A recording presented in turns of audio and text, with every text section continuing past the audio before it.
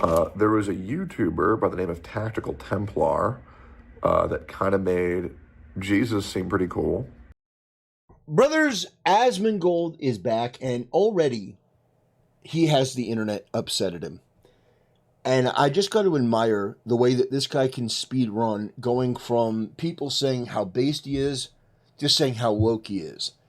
And in this case, it's because he was simping for Indian Americans. So basically, people that come over here from India, and he's like, well, these are the most patriotic, hardworking people. How dare you criticize them? It's racist. So, Asmongold, let me just say, I am grateful about so many things that Asmongold does because, first of all, the last couple of weeks have been an absolute content drought. It has been very, very boring without Asmongold and Tactone. Asmongold coming out here and giving like 10 base takes on his stream, where he streamed like 6.5 hours yesterday. And then this nugget of just this random, guys, I'm so sick of the racism towards Indians. It's sort of like, this guy is a content goldmine.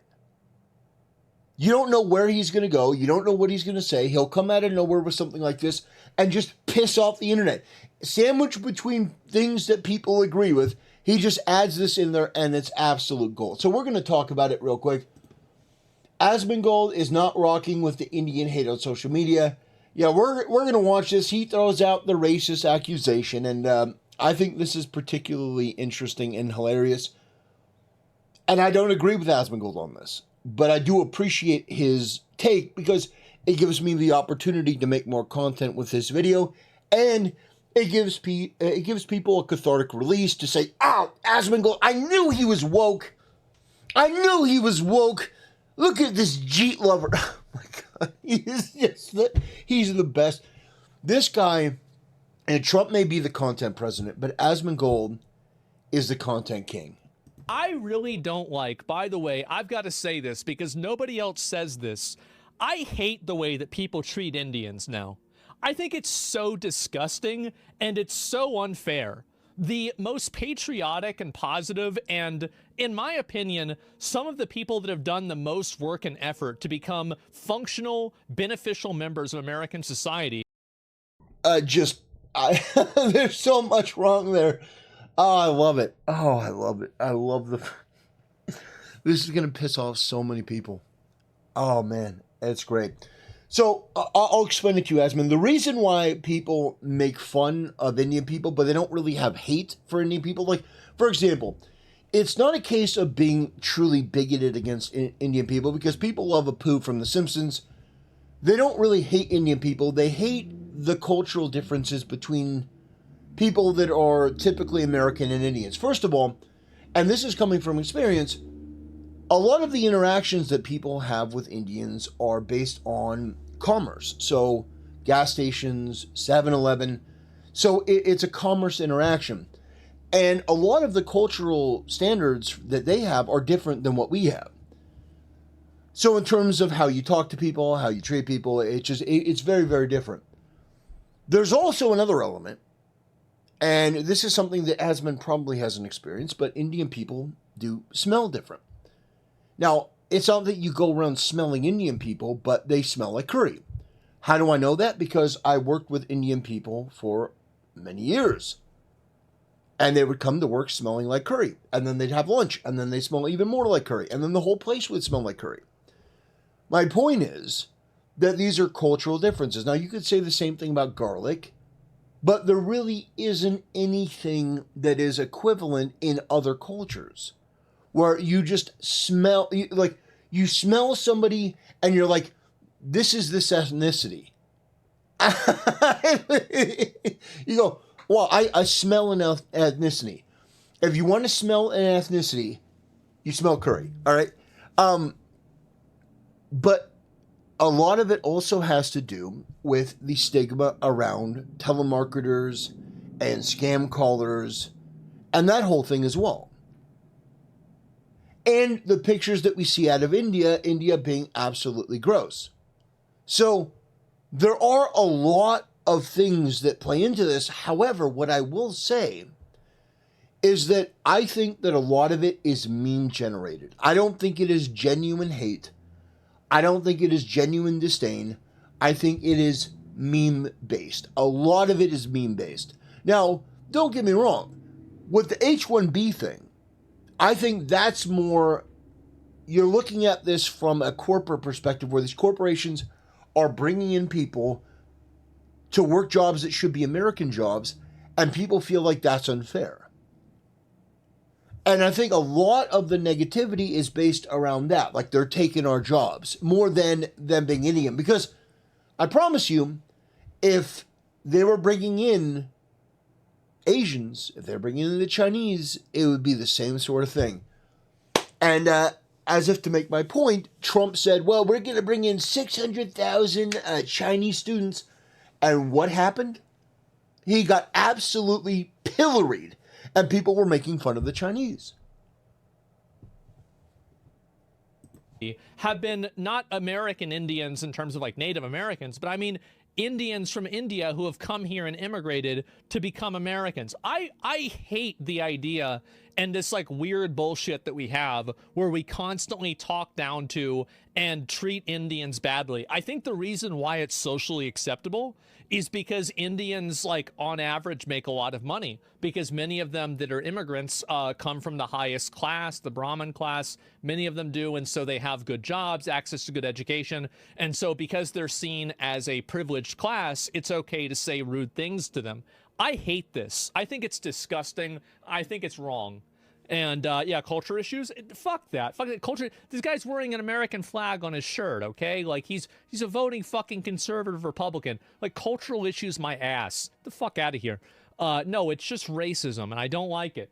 I think Indians get the short end of the stick, and I think that it's a form of racism that has become more culturally and socially acceptable, and I don't think that it's deserved at all. I think India. I've looked at pictures of India. Place looks like a shithole to me.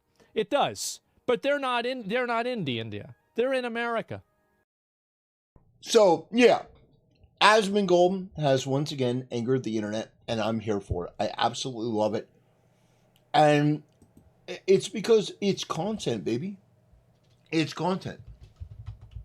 And that really needs to be the way that people look at it. Because a lot of people are like, well, he didn't agree with me on that. It's like, look, there are people that make jokes. There are people that are a little bit edgy. But I think a lot of it is the stigmas and the stereotypes around call centers, scammers, not being ethical, being dirty. There is a lot of that. They just play into it to some small degree. But I mean, when I was growing up, Apu from The Simpsons was like one of the best characters on the show. Everyone loved Apu.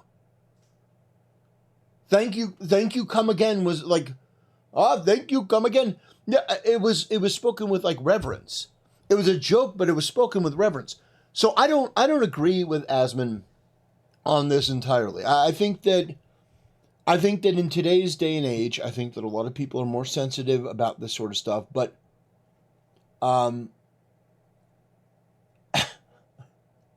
I mean, look at this. Look at this. A bunch of threats that are going on right now. Number one, mass immigration from India. Problem. I think it's completely unacceptable that we have Indians coming in and displacing American citizens. No, that's not good, because at the end of the day, giving work to foreigners over an American citizen is completely unacceptable. I don't care what the business owners, we got to increase our profit margins, whatever. Well, guys, this is precisely why we're in the we have the problems that we have where we allow too much immigration. America is a nation, not just from an economic standpoint, but we also have an identity too, a cultural identity. And I'll tell you guys this too. As someone who's a first-generation American, my family's from Sudan, etc., I should not be saying this stuff, but I'm going to be honest. A lot of these guys that come from the third world, to include my old homeland, come here and scam. And the reality is, if we want America to stay America, we got to keep it majority white. We got to keep it the way it was founded, the best we can, preserve it.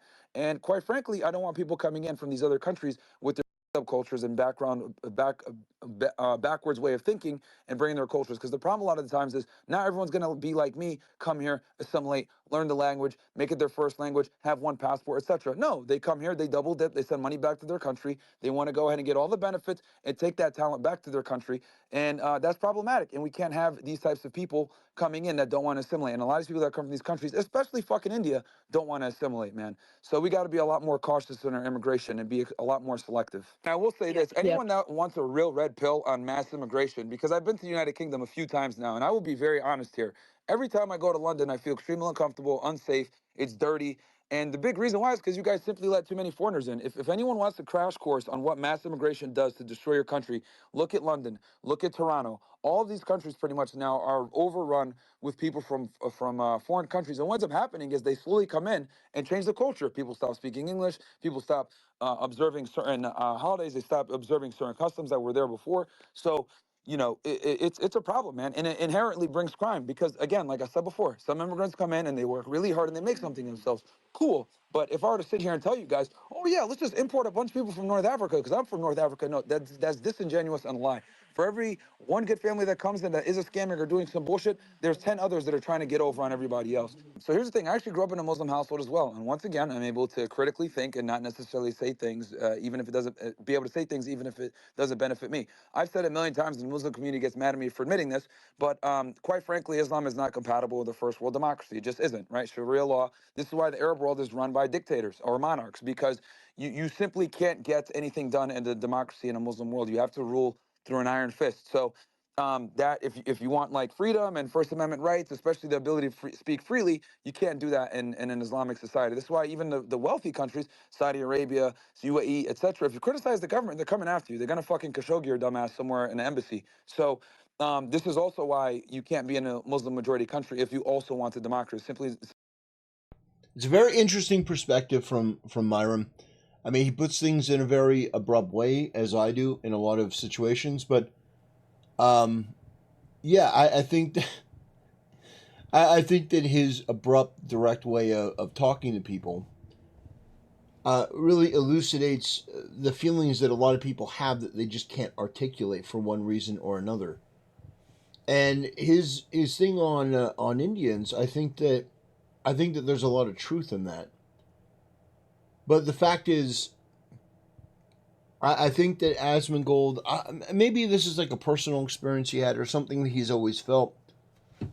But I think that, that was just something that was on his chest that he let out, and the internet didn't take too kindly to that because he used the word racism, and when you use the word racism, you become a woke Karen. I'm not automatically, immediately, and so yeah.